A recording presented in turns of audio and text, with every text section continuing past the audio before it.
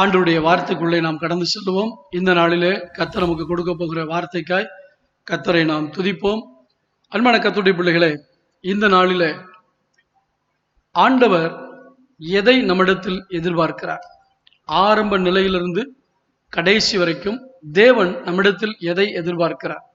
ஸ்தோத்திரம். நீங்கள் வேதத்தில் பார்க்கும் பொழுது யோவான் ஸ்நானன் ஆண்டவருக்கு முன்னோடியாக வந்தார். ஆண்டவருக்கு வழியை ஆயத்தப்படுத்துவதற்காக அவன் வந்தான். இந்த யோவான் ஸ்நானகனுடைய பிரசங்கத்தில் அவன் பயன்படுத்தின வார்த்தை மத்தேயு 3:2 மனம் திரும்புங்கள், பரலோக ராஜ்யம் சமீபித்திருக்கிறது என்று பிரசங்கம் பண்ணினான். 400 ஆண்டுகள் மல்கியா தீர்க்கதரிசிக்கு பின்பு 400 ஆண்டுகள் இஸ்ரவேல் ஜனங்களுக்கு எந்த தீர்க்கதரிசியும் இல்லை, எந்த விதத்திலும் தேவனுடைய வார்த்தை கிடைக்கவில்லை. ஆனால் எருசலேமிலே தேவாலயம் இருந்தது. அந்த தேவாலயத்தில் ஆராதனைகள் நடந்து கொண்டிருந்தது. ஆனால் தேவனுடைய சத்தம் கேட்கவில்லை.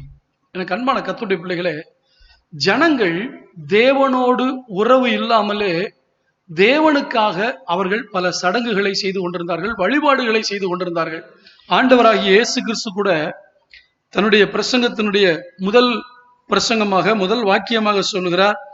4ஆம் அதிகாரம் மத்தேயு 4ஆம் அதிகாரம் 17 அது முதல் இயேசு மனம் திரும்புங்கள், பரலோக ராஜ்யம் சமீபித்திருக்கிறது என்று பிரசங்கிக்க தொடங்கினார். தன்னுடைய பிரசங்கத்தினுடைய முதல் வாக்கியமே மனம் திரும்புங்கள். யோவான் ஸ்நானன் அவன் எடுத்த உடனே பிரசங்கம் பண்ணது மனம் திரும்புங்கள். அப்ப என்ன நடந்ததுன்னா 6ஆம் வசனத்துல தங்கள் பாவங்களை அறிக்கையிட்டு யோர்தான் நதியில் அவனால் ஞானஸ்நானம் பெற்றார்கள். இந்த பிரசங்கம் மனம் திரும்புங்கிற பிரசங்கத்தை கேட்ட உடனே ஜனங்கள் மனம் திரும்பினார்கள். அவங்களுக்கு புரிஞ்சு போச்சு, நம்ம செய்யற சடங்குகளை விட நம்ம வாழ்க்கை தேவனோடு ஒன்றா இருக்கணும், நம்ம பரிசுத்தமா இருக்கணுங்கிறத புரிஞ்சுக்கிட்டாங்க. இன்னைக்கு மனம் திரும்புதல் அப்படிங்கிற தலைப்புல தான் உங்களுக்கு சில சத்தியங்களை நான் உங்களுக்கு சொல்லித்தர விரும்புறேன். மனம் திரும்புதலுக்கு ஆண்டவர் 3 நிலைகளை வைத்திருக்கிறார். நாம் 3வது நிலைக்கு போவது மிகவும் ஆபத்து. 3 நிலைகளிலே நாம் மனம் திரும்ப வேண்டும். எங்கும் உள்ளவர்களும் மனம் திரும்ப வேண்டும் என்று இன்றைக்கு சத்தியத்தை அறிவித்துக் கொண்டே இருக்கிறார். ஒரு மனிதன் ஏன் மனம் திரும்ப வேண்டும் என்றால், தவறு செய்யும் பொழுது, பாவம் செய்யும் பொழுது அவன் மனம் திரும்ப வேண்டும். மனம் திரும்புதல் என்றால் செய்த தவறுக்காக வருத்தப்படுதல், அதோடு கூட மன்னிப்பு கேட்டல். இதுக்கு பேர் தான் மனம் திரும்புதல்னு அர்த்தம். ஆனா இன்னைக்கு கிறிஸ்தவத்துல இதைத்தான் பார்க்க முடியல. செய்யறதுல தப்பு இருக்குங்கிறது தெரியுது, யாரும் செய்யாத தப்பையா நான் பண்ணிட்டேன், அவங்க எல்லாம் பண்ணலையா, இவங்க பண்ணலையா, அந்த ஊழியக்காரன் பண்ணலையா, அந்த விசுவாசி பண்ணலையான்னு மனம் திரும்ப மனதில்லை. செய்த தவறுக்கு சரியான சாக்குகளை கண்டுபிடித்து சமாளித்து கொண்டு வாழ்கிறார்கள். இன்றைக்கு ஆண்டவர் நம்மிடத்துல, இந்த முழு கிறிஸ்தவ உலகத்திலையும் ஆண்டவர் எதிர்பார்ப்பது மனம் திரும்புதல். எப்ப மனம் திரும்பணும்? எப்ப நம்ம தவறு செய்யறோம்னு தெரியுதோ மனம் திரும்பணும். ஆனால் உண்மையிலே இயேசு கிறிஸ்துவிடத்துல முதல் முறையாக வரும்பொழுது மனம் திரும்பி நாம் ஆண்டவரிடத்துல வர வேண்டும். அதற்கு பின்பு சில மிஸ்டேக்ஸ் வந்துச்சுன்னா அப்பப்ப மனம் திரும்பி கொண்டே இருக்க வேண்டும். எனக்கு அன்பானவர்களே, 3 நிலைகளிலே மனம் திரும்புதல் சந்தர்ப்பத்தை கொடுக்கிறார். இந்த மனம் திரும்புதல் அப்படிங்கிற வார்த்தையை வேறு விதத்துல சொல்லணும்னா, தேவனிடத்தில் நாம் சேர்வதற்கு தேவன் கொடுக்கிற சந்தர்ப்பம் தான் மனம் திரும்புதல். நான் ஏன் மனம் திரும்பணும்? மறுபடியும் தேவனிடத்தில் வருவதற்கு தேவன் எனக்கு ஒரு சந்தர்ப்பத்தை கொடுக்கிறார். அந்த சந்தர்ப்பத்தை நான் பயன்படுத்திக் கொள்ள வேண்டும். 3 காரியங்களை உங்களுக்கு சொல்ல போகிறேன். அதாவது உணர்வடைந்து மனம் திரும்புதல், உணர்த்தப்பட்டு மனம் திரும்புதல், உடைக்கப்பட்டு மனம் திரும்புதல். மீண்டும் சொல்கிறேன், உணர்வடைந்து மனம் திரும்புதல், உணர்த்தப்பட்டு மனம் திரும்புதல், 3வதாக உடைக்கப்பட்டு மனம் திரும்புதல். உலகத்தில் ஆண்டவர் அனுமதிக்கிற ஒவ்வொரு காரியமும், இந்த காலத்துல இந்த கொரோனா வியாதியா இருக்கட்டும், இதை ஏன் தேவன் அனுமதிக்கிறார் என்றால், தேவனை அறியாமல் அல்லது தேவனை அறிந்தும் அவரோடு ஒப்புரவாகாமல் வாழ்ந்து கொண்டிருக்கிற மனிதன் தன் பக்கம் அவனுடைய கவனத்தை திருப்ப வேண்டும் என்பதற்கு தான் இதை அனுமதிக்கிறார். சோ நடக்கிற ஒவ்வொரு காரியமும் நாம் மனம் திரும்புவதற்காக, தேவன் பக்கம் திரும்புவதற்காக தேவன் இதையெல்லாம் நம்முடைய வாழ்க்கையில கொடுத்து கொண்டிருக்கிறார். இதை நாம் உணர வேண்டும். வெறும் ஜெபம் மட்டுமல்ல, மனம் திரும்ப வேண்டிய காரியங்களிலே மனம் திரும்ப வேண்டும். முதலாவது உணர்ந்து மனம் திரும்புதல் அல்லது உணர்வடைந்து மனம் திரும்புதல். மத்தேயு எழுதின சுவிசேஷம் 21ஆம் அதிகாரத்துல ஆண்டவர் சொன்னதான ஒரு உதாரணம். 21ஆம் அதிகாரம் 28ஆம் வசனத்திலிருந்து நான் வாசிக்கிறேன். 28, 29, 30. ஆயினும் உங்களுக்கு எப்படி தோன்றுகிறது? ஒரு மனுஷனுக்கு 2 குமாரர்கள் இருந்தார்கள். மூத்தவனிடத்தில் அவன் வந்து, மகனே, நீ போய் இன்றைக்கு என் திராட்சை தோட்டத்திலே வேலை செய் என்றான். அதற்கு அவன் மாட்டேன் என்றான். ஆகிலும் பின்பு அவன் மனஸ்தாபப்பட்டு போனான். இளையவனிடத்திலும் அவன் வந்து அப்படியே சொன்னான். அதற்கு அவன், போகிறேனையா என்று சொல்லியும் போகவில்லை.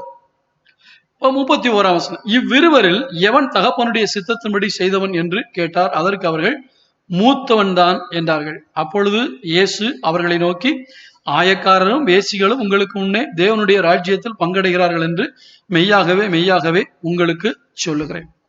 இந்த யூதர்கள், நாங்கெல்லாம் ஆபிரகாமின் பிள்ளைகள் என்று சொல்லி அவர்கள் மேன்மையாக நினைத்தார்கள், பெருமைப்பட்டார்கள். ஆனா மனம் திரும்புகிற அனுபவம் அவங்களுக்குள்ள இல்ல. இன்னைக்கு நம்ம கிறிஸ்தவங்கன்னு சொல்லி மேன்மைப்படுத்தப்படுகிறோம், அல்லது நாம் நம்மை மேன்மைப்படுத்திக் கொள்ளுகிறோம். ஆனா நம்ம மனம் திரும்பி இருக்கிறோமாங்கிறது ரொம்ப முக்கியம். நான் இந்த வாசித்த பகுதியில பாருங்க, ஒரு அப்பா தன்னுடைய பிள்ளைகிட்ட சொல்றாரு, மூத்தவன்கிட்ட போய் சொல்றாரு, தம்பி வயல்ல போய் கொஞ்சம் வேலை செஞ்சுட்டு வாப்பான்ட்டு. சொன்ன உடனே அவன் போக முடியும், எனக்கெல்லாம் வேற வேலை இருக்கு, நான் போக முடியாது. அதான் அப்படி எழுதல, நடைமுறையில நீங்க பாத்தீங்கன்னா அவன் இப்படிதான் சொல்லியிருப்பான், எனக்கு வேற வேலை இருக்கு, இப்ப எல்லாம் என்னால போக முடியாதுன்ட்டு.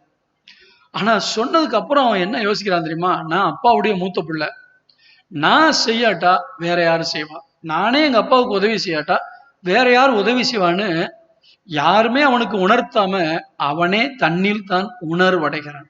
அன்பானவர்களே, நமக்கு ஒரு மனசாட்சி இருக்கு தெரியுமா? நம்ம தப்பு பண்ணோம்னா முதலாவது மனசாட்சியின் மூலமாய் கர்த்தர் நமக்கு ஒரு சின்ன உறுத்துதலை கொடுப்பார். அந்த இடத்துல மனம் திரும்புறதுதான் மெய்யான மனம் திரும்புறது, உண்மையான மனம் திரும்புதல். இதை பார்த்து கொண்டிருக்கிற, கேட்டுக்கொண்டிருக்கிற உங்களுடைய வாழ்க்கையில ஆண்டவர் எதையாவது உணர்த்தி இருக்காரா? நீங்க செய்யற தப்பு, இப்படி பேசக்கூடாது, இப்படி செய்யக்கூடாது, இப்படி நடந்து கொள்ளக்கூடாது அப்படின்னு உங்க மனசுல ஏதாவது உணர்த்துறாரா? அநேகர் என்ன செய்யறாங்க, இந்த நல் மனசாட்சியை சேதப்படுத்திடுறாங்க, மழுங்க பண்ணிடுறாங்க. ஆரம்ப காலத்துல மனசாட்சி ரொம்ப ஷார்ப்பா இருக்கும். ஆண்டவர் ஏதாவது சொல்லிட்டாருன்னா, ஐயோ ஆண்டவர் உணர்த்திட்டாரு அப்படின்ட்டு உடனே மனம் திரும்புவாங்க. ஆனா இன்னைக்கு கேட்டு கேட்டு கேட்டு அநேகருடைய மனசாட்சி மழுங்கி போய்விட்டது.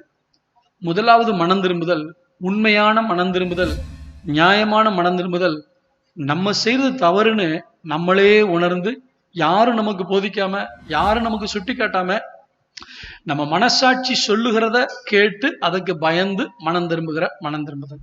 இந்த மகன் பின்பு அவன் மனஸ்தாபப்பட்டு போனான். இதுதான் உண்மையான மனம் திரும்புதல். எனக்கு அன்பானவர்களே, உங்களுடைய வாழ்க்கையை கொஞ்சம் யோசிச்சு பாருங்க. ஆண்டவர் ஒவ்வொரு சூழ்நிலையும், வேலை பார்க்குற இடத்துல, படிக்கிற இடத்துல, வீட்டுல, கணவன் மனைவி, அன்றாட நம்ம பேசுற பேச்சு, பார்க்கிற பார்வை, நடந்துக்கிற முறை, இதெல்லாம் அப்பப்போ ஆண்டவர் நமக்கு எதையாவது ஞாபகப்படுத்திக்கிட்டே இருக்காரு. மனம் திரும்புறோமா? அதெல்லாம் முடியாத ஆண்டவரே, இதெல்லாம் என்னால முடியாத ஆண்டவரே. இன்னைக்கு நிறைய காரியங்கள்ல நான் பார்க்கறது என்னன்னா, இந்த ஒப்புரவாகிற காரியங்கள்ல நிறைய பேர் கீழ்ப்படிய மாட்டேங்கிறாங்க. சண்டைகள், உடன் பிறந்தவர்களுக்குள்ள சண்டை, சொந்த பந்தங்களுக்குள்ள சண்டை, விசுவாசிகளுக்குள்ள பிரச்சனை, ஒருத்தருக்கு ஒருத்தர் பேசாத தன்மைகள், உலகம் முழுசும் இருக்கு பேசாத தன்மைகள். இதெல்லாம் ஆண்டவர் உணர்த்தாமையா இருப்பாரு? ஏன் கீழ்ப்படிய மாட்டேங்கிறீங்க? நம்ம பரலோகத்துக்கு போக முடியும்னு நினைக்கிறீங்களா? தனிப்பட்ட முறையில ஆண்டவர் உங்களிடத்துல உணர்த்துகிற காரியங்கள். உங்க வாழ்க்கையில ஒரு ஆபத்து வந்த உடனே, ஒரு பிரச்சனை வந்த உடனே, ஒரு போராட்டம் வந்த உடனே, அந்த சுவிட்ச் போட்டா லைட் எரியற மாதிரி ஒரு பிரச்சனை வந்த உடனே ஒரு மனசாட்சி உங்களை ஒண்ணு ஞாபகப்படுத்தும். நீ இப்படி பண்ணல, அதனாலதான் வந்திருக்கு அப்படின்னு யாரும் சொல்ல தேவையில்லை. உங்க மனசாட்சி ஒரு சிக்னல் கொடுக்கும். அதை உணர்ந்து ஆண்டவர்கிட்ட மன்னிப்பு கேட்டு, ஆண்டவரே நான் செஞ்ச தப்புதான், என்ன மன்னிங்கன்னு சொல்றோம் இல்லையா? அதுக்கு பேரு தான் உண்மையான மனம் திரும்புதல். தேவனோடு மட்டுமல்ல, மனிதர்களோடும் ஒப்புரவாக வேண்டும். நாம் ஒரு தகப்பனுடைய பிள்ளைகள், நமக்குள்ளே பிரிவினைகள் இருக்கக்கூடாது. ஸோ இந்த மாதிரி சின்ன சின்ன காரியங்கள்ல ஒரு ஒரு ஒரு டீச்சரை வேலை பார்ப்பீங்க, ஸ்கூல்ல இருந்து நீங்க எடுத்துட்டு வரக்கூடாது வீட்டுக்கு, ஆனா சும்மா தானே கிடக்குதுன்னு எடுத்துட்டு வந்திருப்பீங்க. நீங்க கிறிஸ்தவங்களா இருக்கிறதுனால உங்க மனசாட்சி உடனே சொல்லும், இதெல்லாம் நம்ம எடுக்கக்கூடாதுன்னுட்டு. ஆமா, எத்தனை பேர் எடுத்துட்டு போறாங்க அப்படின்னு நீங்க வீட்டுக்கு கொண்டு வருவீங்க. இந்த மனசாட்சி உறுத்தும் போது உடனே மனம் திரும்பும். இது உதாரணத்துக்கு நான் டீச்சர்னு சொன்னேன். அலுவலகத்துல வேலை பார்க்கறவங்க உங்க அலுவலக பொருளை வீட்டுக்கு கொண்டு வரலாம். இப்படி பல காரியங்களை யோசிச்சு பாருங்க. உங்க மனசாட்சி லேசா உறுத்தின உடனே உடனடியாக மனம் திரும்ப வேண்டும். முதலாவது உணர்வடைந்து மனம் திரும்புதல். மனசாட்சி நம்மளுக்கு உணர்த்தும் போது உடனடியாக நாம் என்ன செய்ய வேண்டும்? மனம் திருந்த வேண்டும். இரண்டாவது, உணர்த்தப்பட்டு மனம் திரும்புதல். அது என்ன பாஸ்டர் உணர்த்தப்பட்டு மனம் திரும்புதல்னா? 3 காரியங்கள் நம்மை உணர்த்துகிறது. முதலாவது காரியம், நமக்குள்ள இருக்கிற பரிசுத்த ஆவியானவர் நமக்கு உணர்த்துவார். நம்முடைய மனசாட்சி முதல்ல உணர்த்துது, அது கீழ்ப்படிஞ்சிடும். ஆனா 2வது நிலை என்னன்னா, நம்ம மனசாட்சியை மழுங்கடிச்சிட்டோம்னா ஆவியானவர் உள்ள இருந்து போராடிட்டே இருப்பார். மகனே மனம் திரும்பு, மகனே மனம் திரும்பு, மகனே மனம் திரும்பு. திரும்ப திரும்ப அது உங்களை உணர்த்தி கொண்டே இருக்கும், அது உங்களை உணர்த்திக்கிட்டே இருக்கும். அதனால ஆவியானவர் உங்களை சீர்பொருந்த பண்ண கொண்டு சொல்லிக்கிட்டே இருப்பார். 2வது, நீங்க பைபிள் எடுத்து வாசிக்கும் பொழுது பைபிள்ல உள்ள வேத வசனங்கள் உங்களுக்கு உணர்த்திட்டே இருக்கும். சில வசனங்களை பார்க்கும்போது, ஐயோ என் வாழ்க்கை இப்படித்தானே இருக்கு அப்படின்னு இந்த வசனம் உங்களை உணர்த்தும். 3வதாக, நீங்கள் ஆலயத்துக்கு வரும் பொழுது, நான் சொல்றேன், முதல்ல மனசாட்சி சொல்லியும் நீங்க கீழ்ப்படியலன்னு வச்சுங்க, ஆவியானவர் உள்ள இருந்து உணர்த்துவார். இந்த ஆவியானவர் உணர்த்துறதையும் நீங்க சமாளிச்சுட்டு, அதனால ஆவியானவரே என்னால முடியாது, நான்லாம் ஒப்புரவாக முடியாது, நான்லாம் விட்டு கொடுக்க முடியாது, நான்லாம் தாழ்ந்து போக முடியாது அப்படின்னு அவர்கிட்ட போராடுறீங்க. அடுத்து பைபிளை வாசிக்கிறீங்க. பைபிள் வாசிக்கும் போது ஆண்டவர் அதுல இருந்து உணர்த்துறாருன்னா, பைபிளை வாசிக்காம மூடி வச்சுட்டு போயிரு. அடுத்து நீங்க சர்ச்சுக்கு வருவீங்க இல்லையா? அந்த சர்ச்சுக்கு வரும்போது பாஸ்டர் நீங்க மனம் திரும்ப வேண்டிய அதே காரியத்தை பிரசங்கம் பண்ணுவார். இதுதான் உணர்த்தப்படுதல். இந்த உணர்த்தப்படுதலை கேட்டு மனம் திரும்பணும். அப்ப ஒரு ஊழியக்காரனுடைய பிரசங்கம் உணர்த்தும் போது என்ன செய்ய வேண்டும்? மனம் திரும்ப வேண்டும். இவர்கள் தங்களுடைய பாவங்களை அறிக்கையிட்டார்கள். அப்ப மனம் திரும்புங்கன்னு சொன்ன உடனே இவங்க செஞ்சது என்ன? நாங்க மனம் திரும்பிட்டோம்னு சொல்லல. மனம் திரும்புதலுடைய வெளிப்பிரகாரமான அடையாளம் பாவங்களை ஒத்துக்கொண்டு அறிக்கை செய்வது. வேறு வழி இல்லாம அறிக்கை செய்யறதுல சில நேரத்துல பாத்தீங்கன்னா, திருடனை கேட்டா என்ன செய்ய மாட்டான்? ஒத்துக்கிற மாட்டான். அப்ப இந்த ஜனங்கள் என்ன செய்யறாங்க? பாவத்தை அறிக்கை செய்யறாங்க. நாங்கள் செய்தது பாவம் தான், பாவம் செய்யறோம்னு தெரியும், ஆனா மனசாட்சியை மூடிட்டாங்க. இப்ப பப்ளிக்கா ஆண்டவர் உணர்த்தின உடனே இந்த ஊழியக்காரங்களுக்கு வேற வேலையே கிடையாது. எப்ப பார்த்தாலும் மனம் திரும்பு, மனம் திரும்பு, அதை விடு, இதை விடுன்னு சொல்லிட்டு இருக்காங்கன்ட்டு அதையும் மழுங்கி போக வைக்கிற ஜனங்கள் உண்டு. அவங்களுக்கு 3வது டேஞ்சரான நிலைமை இருக்கு. சோ ஊழியக்காரன் மூலமாய் கர்த்தர் உங்களுக்கு எதையாவது உணர்த்துவார் என்றால் உடனடியாக மனம் திரும்புதல். மனம் திரும்புதலுடைய அடையாளம் பாவத்தை அறிக்கை செய்து அதை விட்டுவிட வேண்டும். பாவத்தின் சம்பளம் மரணம் என்று சொல்லப்பட்டிருக்கிறது. தன் பாவத்தை மறைக்கிறவன் வாழ்வடைய மாட்டான். அப்படின்னு என்ன தெரியுமா? முன்னேற மாட்டான், உருப்பட மாட்டான், நல்லா வாழ மாட்டான்னு அர்த்தம். இப்ப பாவத்தை மறைத்து வாழ்கிற ஒரு கூட்டம் இருக்கிறது, யாருக்குமே தெரியாதுன்னு. இந்த மனசாட்சியை மழுங்க வச்சுட்டு பாவத்தை மறைச்சு மறைச்சு வாழ்ற கூட்டம். இன்னைக்கு உங்களை பார்த்து நான் கேட்கிறேன், நீங்கள் பாவத்தை அறிக்கையிட்டு மனம் திரும்பி விட்டீர்களா? இல்லாவிட்டால் நீங்கள் செய்கிற பாவம் உங்க மனைவிக்கு தெரியாது, புருஷனுக்கு தெரியாது, உங்க பெற்றோருக்கு தெரியாது என்று சொல்லி நீங்கள் மறைக்கிற ஆளாக இருக்கிறீங்களா? கொஞ்சம் யோசிச்சு பாருங்க. இப்ப பிரசங்கத்தை கேட்ட உடனே அல்லது வசனத்தை பார்த்த உடனே மனம் திரும்புறாங்க. இது இன்னொரு உதாரணத்தை நான் உங்களுக்கு சொல்றேன். 2 நாளாகமத்தின் புத்தகத்துல, 2 நாளாகமம் புத்தகத்துக்கு திருப்பிக் கொள்ளுங்கள் என்னோடு கூட. 2 நாளாகமம் 34ஆம் அதிகாரம், 34ஆம் அதிகாரம் 18-19 வசனம். ஆசாரியனாகிய இல்க்கியா என் கையில் ஒரு புஸ்தகத்தை கொடுத்தான் என்பதை சம்பிரதியாகிய சாப்பான் ராஜாவுக்கு அறிவித்து ராஜாவுக்கு முன்பாக அதை வாசித்தான். நியாயப்பிரமாணத்தின் வார்த்தைகளை ராஜா கேட்டபோது அவன் தன் வஸ்திரங்களை கிழித்து கொண்டு என்று சொல்லப்பட்டிருக்கிறது. நடந்தது என்ன அப்படின்னா, யோசியா என்று சொல்லக்கூடிய ஒரு ராஜா. இந்த யோசியாவுக்கு முன்பாக இருந்த ராஜாக்கள் எல்லாம் ஒருத்தர் நல்லா இருந்தாங்க, ஆண்டவருக்கு பார்வையில செம்மையானதை செஞ்சாங்க, ஆண்டவருடைய பார்வையில செம்மை இல்லாத செஞ்சாங்க, மாறி மாறி வந்தாங்க. ஆனா அந்த யோசியாவுடைய நாட்கள்ல யோசியா என்ன பண்ணனா, ஆண்டவருக்கு பிரியமானதை செய்யறான், ஆலயத்தை பழுது பார்க்கக்கூடிய வேலையை செய்யறான். அப்ப ஆலயத்தை பழுது பார்க்கும் பொழுது 14ஆம் வசனத்துல பின்பகுதியிலே சொல்லப்பட்டிருக்குது, கர்த்தருடைய நியாயப்பிரமாணத்தின் புத்தகத்தை ஆசாரியனாகிய இல்க்கியா கண்டெடுத்தான். 15ஆம் வசனம், அப்பொழுது இல்க்கியா சம்பிரதியாகிய சாப்பானை நோக்கி, கர்த்தருடைய ஆலயத்திலே நியாயப்பிரமாண புத்தகத்தை கண்டெடுத்தேன் என்று சொல்லி அந்த புத்தகத்தை சாப்பான் கையிலே கொடுத்தான். அந்த புத்தகத்தை தான் ராஜாட்ட கொண்டு வந்து கொடுக்குறாங்க. ராஜா அதை வாசிக்க சொல்லுகிறான். இதை வாசித்த போது ராஜா வஸ்திரத்தை கிழிக்கிறான். அப்படின்னு என்ன தெரியுமா? மனம் திரும்புறான். அவன் ஏற்கனவே நல்லவன், ஆனா இந்த தேவனுடைய கோபத்தை பார்த்த உடனே பயப்படுகிறான். ஐயோ அப்படி நடக்கக்கூடாது, என்ன பண்றது அப்படின்னு உடனே என்ன சொல்றான்னா, ஊழியக்காரி உள்தாள் என்று சொல்லக்கூடிய தீர்க்கதரிசிட்ட ஆள் அனுப்புறான். அந்த உள்தாள் தீர்க்கதரிசி என்ன சொல்றா, அவ போய் இது ஆண்டவர் சொன்னது கண்டிப்பா நடந்துதான் தீரும், கண்டிப்பா இதெல்லாம் நடந்துதான் தீரும். ஆனா என்ன நடக்கும்னா, இந்த தேசத்தின் மேல் வரப்போகிற, இந்த குடிகள் மேல் வரப்போகிற ஆபத்தை நீ காண மாட்ட, நீ சமாதானமா இருப்ப அப்படிங்கிற. இந்த யோசியா ராஜா என்ன செய்தான் தெரியுமா? தேவனுடைய வார்த்தையினுடைய நியாய தீர்ப்பை கண்டபோது நடுங்கி மனம் திரும்பினான். இன்னும் பைபிள்ல நிறைய காரியங்களை பார்க்கலாம். நடுங்கி மனம் திரும்பினான். எழுதப்பட்ட வார்த்தைகளை படித்த போது, அதான் சொன்னேன், பைபிள் படிக்கும் போது ஆண்டவர் நமக்கு உணர்த்துவார். சும்மா ஒரு உற்சாகத்தை ஏற்படுத்துறதுக்காக பைபிள் படிக்க கூடாது, நம்ம கவலை தீரணுங்கிறதுக்காக பைபிள் படிக்க கூடாது, உணர்வடைவதற்காக பைபிள் படிக்கணும். வசனம் நம்மளை உணர்த்தும் போது மனம் திரும்ப வேண்டும். அன்பானவர்கள், இன்னொரு காரியத்தை நான் உங்களுக்கு சொல்றேன். உங்களுக்கு தெரிஞ்ச சம்பவம், தாவீது உரியாவுடைய மனைவிட்ட விபச்சார பாவத்துல விழுந்துட்டான். விபச்சார பாவத்துல விழுந்துட்டு யாருக்கும் தெரியாதுன்னு நினைச்சு அதை மூடி மறைச்சிட்டான்.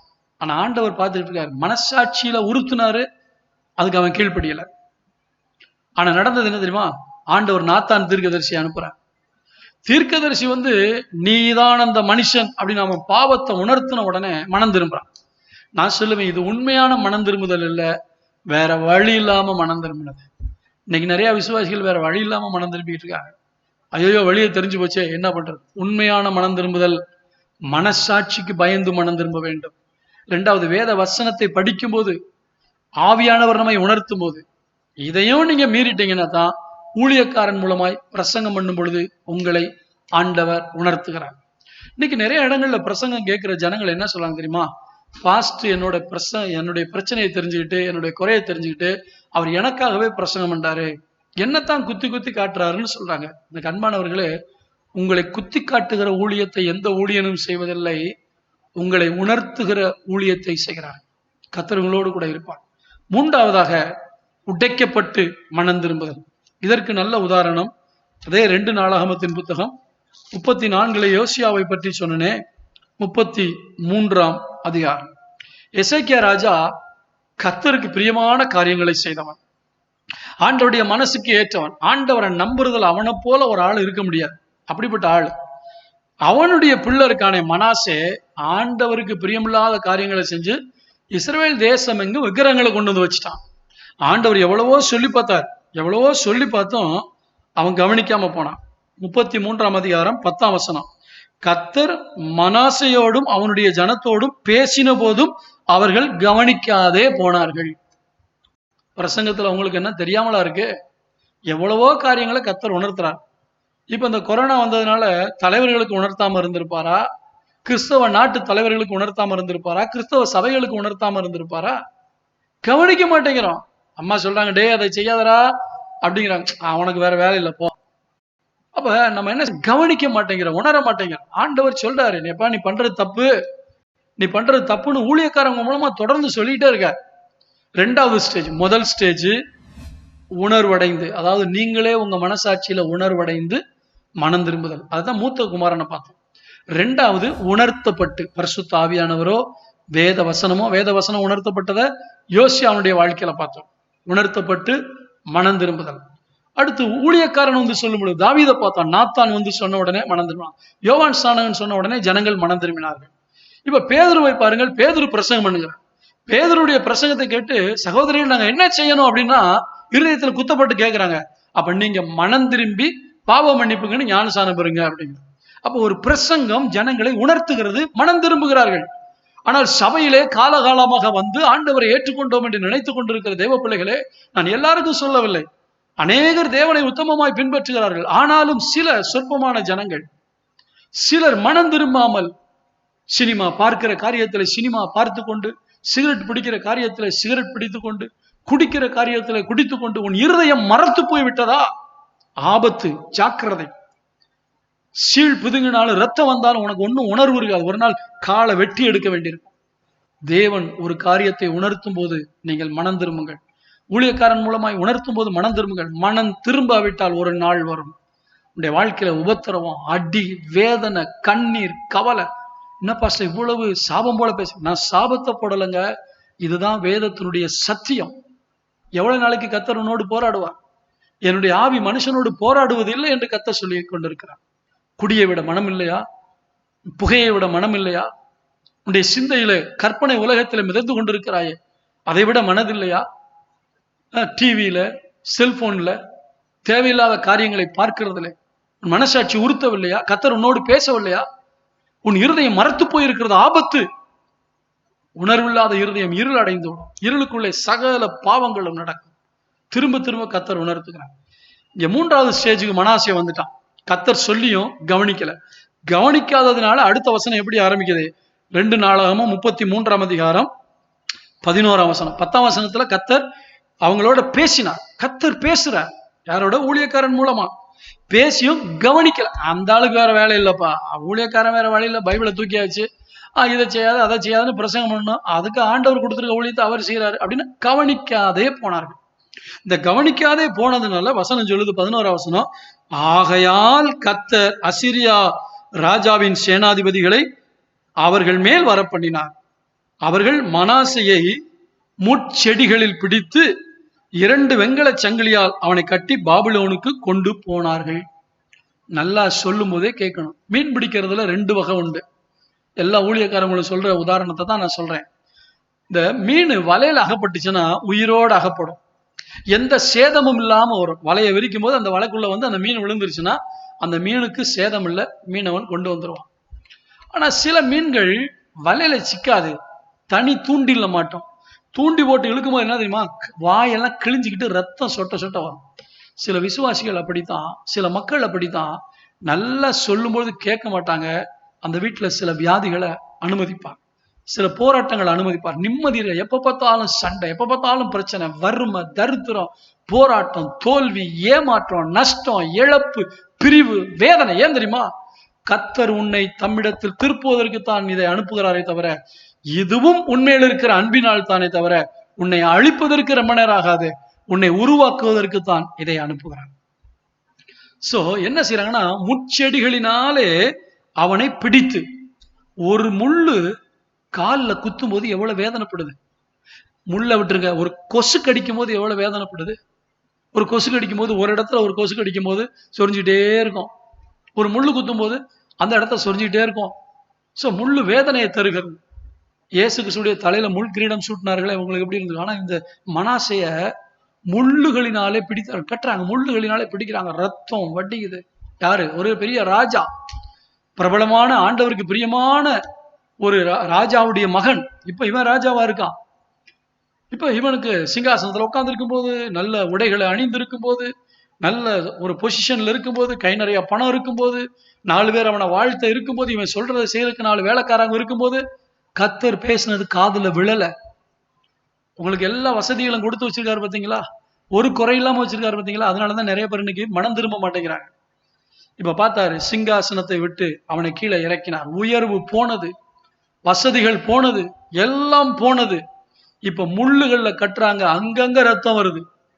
அவனுக்கு உதவி செய்ய யாருமே கிடையாது. முதல்ல அப்படி கை தட்டினான்னா 10 வேலைக்காரன் வந்து நின்று இருந்திருப்பான். ஆனா இன்னும் இவனை கட்டுறாங்க. வேலைக்காரவங்க இருந்தாலும் தப்பு வைக்க முடியாது. தெய்வ பிள்ளைகளே, நீ சொன்னதை கேட்டு வேலை செய்யற ஆட்கள் கூட சில நேரத்துல நீ சொல்றதை கேட்க முடியாத சூழ்நிலையில இருப்பாங்க. உனக்கு உதவியே செய்ய முடியாது. உன்னை பார்ப்பாங்க, உன் கஷ்டத்தை பார்ப்பாங்க, உன் பிரச்சனையை பார்ப்பாங்க. ஆனா உனக்கு உதவி செய்ய மாட்டாங்க. ஏன்னா உன் நிலைமை அவ்வளவு மோசமா போயிடுச்சு. வெண்கல சங்கிலினாலே, 2 வெண்கல சங்கிலினாலே கட்டி பாபிலோனுக்கு கொண்டு போனாங்க. அவன் இருக்கிற இடத்தை இழந்துட்டான், பொசிஷனை இழந்துட்டான், ஆசீர்வாதத்தை இழந்துட்டான், அந்தஸ்தை இழந்துட்டான், உறவுகளை இழந்துட்டான், எல்லாத்தையும் இழந்துட்டு இப்ப பாபிலோனுக்கு கொண்டு போகும்போது 12ஆம் வசனம் சொல்லுது, இப்படி அவன் நெருக்கப்படுகையில் தன் தேவனாகிய கர்த்தரை நோக்கி கெஞ்சி தன் பிதாக்களின் தேவனுக்கு முன்பாக மிகவும் தன்னை தாழ்த்தினான். இதுதான் 3வது ஸ்டேஜ், அடி வாங்கி திருந்துறது. நான் உங்களை பார்த்து கேட்கிறேன், மனசாட்சி சொல்லும் போதே திருந்திட்டீங்கன்னா ஆசீர்வாதம். இயேசு அந்த மூத்த குமாரனை பாராட்டினார். அவன் தான் அப்பாவுடைய சித்தத்தின்படி செய்தான், அவன் தான் பரலோகத்துக்குள்ள போவாங்கிறார். மனசாட்சி உங்களை உறுத்தும் போதே மனம் திரும்பும். கண்டுபிடிக்கப்பட்டு அதுக்கப்புறம் மனம் திரும்புறது கள்ளத்தனமான மனம் திரும்புதல், தண்டனைக்கு தப்புறதுக்காக மனம் திரும்புதல். சோ இந்த மனாசைய இப்படி நெருக்கிட்டு கொண்டு போறாங்க. 13ஆம் வசனம், 2 நாளாகமும் 33:13, அவரை நோக்கி அவன் விண்ணப்பம் பண்ணி கொண்டிருக்கிற போது அவர் அவன் கெஞ்சுதலுக்கு இறங்கி அவன் ஜெபத்தை கேட்டு அவனை திரும்ப எருசலேமில் உள்ள தன்னுடைய ராஜ்யத்துக்கு வர பண்ணினார். கர்த்தரே தேவன் என்று அப்பொழுது மனாசே அறிந்தான். 15ஆம் வசனம், கர்த்தருடைய ஆலயத்திலிருந்து அந்நிய தேவர்களையும் அந்த விக்கிரகத்தையும் எடுத்து போட்டு கர்த்தருடைய ஆலயமுள்ள மலையிலும் எருசலேமிலும் தான் கட்டியிருந்த எல்லா பலிபீடங்களையும் அகற்றி பட்டணத்துக்கு புறம்பே போட்டுவித்து கர்த்தருடைய பலிபீடத்தை செப்பனிட்டு அதன் மேல் சமாதான பலிகளையும் சோத்திர பலிகளையும் செலுத்தி இஸ்ரவேலின் தேவனாகிய கர்த்தரை சேவிக்க வேண்டும் என்று யூதாவுக்கு கட்டளையிட்டார். கர்த்தருக்கு ஸ்தோத்திரம். என்ன நடந்துச்சு? நான் கேட்கிறேன், இந்த மனாசேயனுடைய மனசாட்சி அவனுக்கு என்ன சொல்லியிருக்கோம்? டே, உங்க அப்பா எவ்வளவு பெரிய பரிசுத்தவான், உங்க அப்பா எவ்வளவு ஆண்டவரை தேடினாரு, வாலிப தம்பி, ஆண்டவர் உள்ளத்துல உணர்த்துறாரு. இப்படியே நான் சொல்றதவே ஆண்டவர் உனக்கு உணர்த்திருக்காரு. உங்க அப்பா அம்மா எவ்வளவு பரிசுத்தமா இருக்காங்க, உங்க அப்பா அம்மா எவ்வளவு கர்த்தருக்கு பயந்து வாழ்றாங்க, நீ இப்படி செய்யறது தப்பு, அவங்களுக்கு தெரியாம என்ன காரியங்களை பண்றியே தப்புன்னு உன் மனசாட்சியில கர்த்தர் உறுத்தும் போது நீ மனம் திரும்புறாயா? இல்ல அதைத்தான் விட்டுட்டு நீ சர்ச்சுக்கு வர்ற, சர்ச்சுக்கு வரும்போது உங்க பாஸ்டர் சொல்றாரு, வாலிபனே மனம் திரும்பு, அதுக்கு மனம் திரும்புறியா? ரெண்டுக்கும் மனம் திரும்பாட்டா மூணாவது காத்திருக்கு, உனக்கு ஒரு கட்டு காத்திருக்கிறது, உனக்கு ஒரு வேதனை காத்திருக்கிறது, நெருக்கம் காத்திருக்கிறது. இதெல்லாம் உங்களுக்கு வரக்கூடாதுங்கிறது என்னுடைய ஆசை. ஒரு தகப்பனுடைய ஸ்தானத்துல இருந்து பிள்ளைகளைப் போல உங்களை பார்த்து சொல்லுகிறேன். ஒரு மேய்ப்பனுடைய ஸ்தானத்திலிருந்து ஆடுகளாக உங்களை நினைத்து சொல்லுகிறேன், மனம் திரும்புங்கள். உணர்த்தும் போது மனம் திரும்புங்கள், உணர்வடையும் போது மனம் திரும்புங்கள். இப்படி உடைக்கப்பட்டு நெருக்கப்பட்டு அதுக்கப்புறம் தான் வரணுங்கிற அவசியம் இல்லை. இதோ இந்த நாள் உங்களுக்கு கர்த்தர் கொடுக்கிற ரட்சிப்பின் நாள். இன்றைக்கே அனுகிரக காலம், இன்றைக்கே ரட்சணிய நாள். இன்றைக்கு மனம் திரும்புங்கள். இந்த சூழ்நிலையிலும் மனம் திரும்பாமல் போனீர்களானால் உங்களை காப்பாற்ற யாராலையும் முடியாது. தேவனும் விட்டு விடுவார். நான் இவ்வளவு சொல்லியும் கேட்கல, இனி என்னால் முடியாது என்கிற நிலைக்கு கர்த்தரை மாத்திராதீங்க. ஆனா இவன் என்ன பண்ணா தெரியுமா? நெருக்கப்படும் போது, ஒட்டைக்கப்படும் போது தன்னை தாழ்த்தினான், கெஞ்சின ஆண்டவட்ட. அதுக்கு முன்னாடி நான் நினைக்கிறேன், அவன் தகப்பன் கெஞ்சி இருப்பான், தாய் கெஞ்சி இருப்பாங்க, இல்லாட்டி ஊழியக்காரன் கெஞ்சிருப்பான். வேணாம்ப்பா வேணாம்ப்பா, உனக்கு பதவி இருக்குன்னு ஆடாத, பணம் இருக்குன்னு ஆடாத, இதெல்லாம் ரொம்ப நாளைக்கு நிலைக்காதுப்பா, மனம் திரும்பு மனம் திரும்புன்னு எத்தனை பேர் கெஞ்சி இருப்பாங்க. அதுக்கெல்லாம் அசட்டை பண்ணிட்டான். இப்ப இவன் கெஞ்சிறான். அடுத்தவங்க உன்னை பார்த்து கெஞ்சி மனம் திரும்புன்னு சொல்லும் போது மனம் திரும்பிடுங்க, இல்லாட்டா நீங்க கெஞ்ச வேண்டிய சூழ்நிலை வரும். மனம் திரும்பும்படி கர்த்தர் உங்களுக்கு அழைப்பு கொடுக்கிறார். எல்லாரும் கண்களை மூடி ஜெபம் பண்ணுவோமா? இருக்கிற இடத்துல ஆண்டவரை பார்த்து ஒப்பு கொடுங்க. ஆண்டவரே, நான் மனம் திரும்ப வருகிறேன். மனசாட்சியில ஆண்டவர் நம்மோடு கூட உணர்த்தி கொண்டிருக்கிறார். ஆண்டவர் என்னை பழக்குவித்தது எப்படி தெரியுமா? என் மனசாட்சியில் கர்த்தர் உணர்த்தும் போதே மனம் திரும்பி இருக்கிறேன். சில காரியங்களை உணராமல் இருந்திருப்பேனே, ஆனால் பிரசங்கத்தில கர்த்தர் அதை உணர்த்தி இருக்கிறார், மனம் திரும்பி இருக்கிறேன். ஆனா உடைக்கப்பட்டு அதுக்கப்புறம் தான் மனம் திரும்பணுங்கிற நிலைமைக்கு கர்த்தர் என்னை கொண்டு போகவில்லை, என்னை காப்பாற்றி இருக்கிறார். தெய்வ பிள்ளையே, இன்றைக்கு கர்த்தர் உன்னோடு தெளிவாய் பேசிக் கொண்டிருக்கிறார். மனம் திரும்ப மாட்டாயா? எரேமியா 3ஆம் அதிகாரத்திலே ஆண்டவர் சொல்லுகிறார், சீர்கெட்ட இஸ்ரவேலே, திரும்புகிறதற்கு மனதா இருந்தால் திரும்பு, உன் சீர்கேடுகளை நான் குணமாக்குவேன் என்று ஆண்டவர் சொல்லியிருக்கிறார். மனம் திரும்ப மாட்டாயா? உன் பாவங்களை விட்டு ஓய மாட்டாயா? அன்றைக்கு யோவான் ஸ்நானன் பிரசங்கத்திலே மக்களுடைய பாவத்தை உணர்த்தின போது, மனம் திரும்புங்கள் என்று சொன்ன போது, ஆயக்காரரும் பரிசேயரும் யூத மத தலைவர்களும் வந்து பாவங்களை அறிக்கையிட்டார். இன்னைக்கு கர்த்தர் உன்னோடு கூட பேசியிருக்கிறார். உன்னை பாவத்தை அறிக்கை செய்வாயா? நீதிக்கும் அநீதிக்கும் சம்பந்தம் இல்லை, ஒளிக்கும் இருளுக்கும் ஐக்கியம் இல்லை. எல்லாத்தையும் விட்டு விட்டு ஆண்டவரிடத்துல வருவாயா? ஆண்டவரிடத்துல வந்து சொல்லுவாயா, ஆண்டவரை விட்டு விட்டேன், விலகி விட்டேன், தீழ்ப்பானதை நான் தொடமாட்டேன் ஆண்டவரே. Thank you Jesus, thank you Lord, thank you holy spirit of God. ஆண்டவரே, இந்த செய்தியை கேட்ட நம்முடைய பிள்ளைகளுக்காக நான் ஜெபிக்கிறேன். இதை பார்த்து கொண்டிருக்கிற ஒவ்வொருவரும் தேவன் என்னை உணர்த்தினார் என்கிற உணர்வடைந்து மனம் திரும்புவார்களானால் அந்த மனம் திரும்புதலை ஏற்றுக்கொள்வீராக. முட்செடியிலே நெருக்கப்படும் போது, நெருக்கத்திலே மனாசே ஜெபித்த போது நீர் இறங்கினீர் ஐயா. இன்றைக்கும் இந்த கொரோனா வியாதி எங்கள் தேசத்தின் பாவங்கள், ஆண்டவரே, கிறிஸ்தவர்களாகிய எங்களுடைய பாவங்கள், கிறிஸ்தவ நாடுகளின் பாவங்கள் நிமித்தம் வந்திருக்குமானால் நாங்களும் எங்களை தாழ்த்துகிறோம். இறங்குவீராக, மனம் இறங்குவீராக. தேசத்தை காப்பாற்றும், உலகத்தில் உள்ள எல்லா தேசங்களையும் காப்பாற்றும். விசேஷமா இதை பார்த்து கொண்டிருக்கிற இந்த டுனாமிஸ் அசம்பிளிஸ் ஆஃப் காட் சபை விசுவாசிகளுக்காக ஜெபிக்கிறேன். இன்னும் யாரெல்லாம் ரகசியமாக தேவனோடு ஒப்புரவாகாமல் பாவத்திலே நிலை நிற்பார்களோ அவர்களெல்லாம் இன்றைக்கு மனம் திரும்புவார்களாக. மனம் திரும்பி உம்மோடு ஒப்புரவாகட்டும். இது கிடைத்த இந்த நாளிலாகிலும் அவர்கள் மனம் திரும்பி உம்மோடு ஒப்புரவாக கர்த்தர் அனுகிரகம் செய்கிறார்.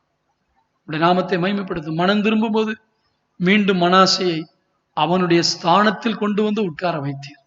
எங்களை அழிப்பதற்காக நீர் உடைப்பதில்லை, எங்களை உருவாக்குவதற்கு தான் உடைக்கிறேன். உமக்கு ஸ்தோத்திரம். ஆசீர்வதியும் இயேசுவின் நாமத்தில் பிதாவே, ஆமென். என் ஆத்துமாவே கர்த்தரை ஸ்தோத்திரி, என் முழு உள்ளமே அவருடைய பரிசுத்த நாமத்தை ஸ்தோத்திரி. என் ஆத்துமாவே கர்த்தரை ஸ்தோத்திரி, அவர் செய்த சகல உபகாரங்களை மறவாது. ஆமென். நம்முடைய கர்த்தராகிய இயேசு கிறிஸ்துவின் கிருபையும் பிதாவாகிய தேவனுடைய அன்பும் பரிசுத்த ஆவியானுடைய அந்யோன்ய ஐக்கியம் நம் அனைவரோடும் அவருடைய வருகை வரைக்கும் என்னைக்கும் தங்கியிருப்பதாக. ஆமென். God bless you.